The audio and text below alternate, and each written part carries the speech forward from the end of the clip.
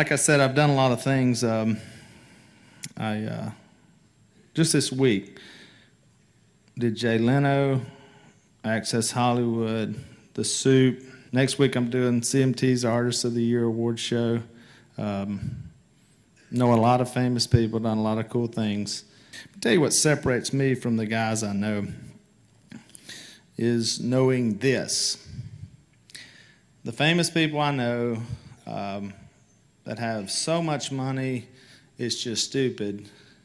Let me tell you what they want to know from me. It's not hunting, it's not TV, it's what I gathered over my life from this. Let me tell you, this I know. Won't put me in heaven over what I know. It's that you've got to live it, especially in front of them. Cool thing I did one time, I baptized a guy who will be in the Hall of Fame, very famous guy. So much money, it just got silly how much money this guy's got. And God put me in his house, and we were sitting up late one night, and I hadn't said anything to him. We've hung out, and he said, how do I be a Christian? He said, I've seen Christians, and honestly, I don't really like any of them. I don't like the way it comes across. He said, now what you're doing, I could do that. This is before Duck Dynasty. And I sat down and I said, well, let's just start right here. And I ran in. First guy I've ever studied with, by the way, this is for you. You need to know that answer. Dr. Burke said earlier, you need to be prepared to have that answer. Mostly what I do is I just listen. I don't stick it in your face. I just listen. When I hear problems, I show solutions.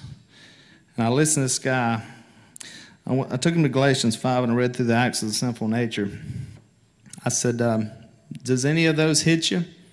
And he went, all of them. And I never had anybody say all of them. I said, do you know what the gospel is? No clue. You know about heaven? Have you ever come to the Lord? Maybe at camp when you were 12? Nope.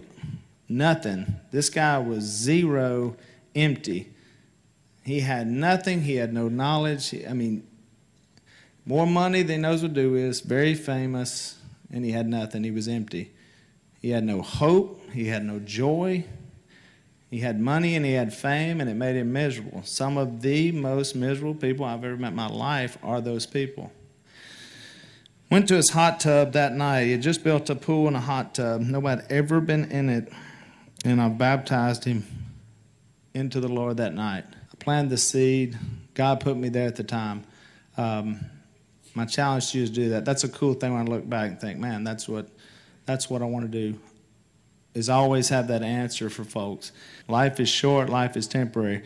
Root yourself here. Do not leave this experience at Harding without knowing when you lay in bed at night where you're going, and then don't leave here without knowing how to tell somebody else that.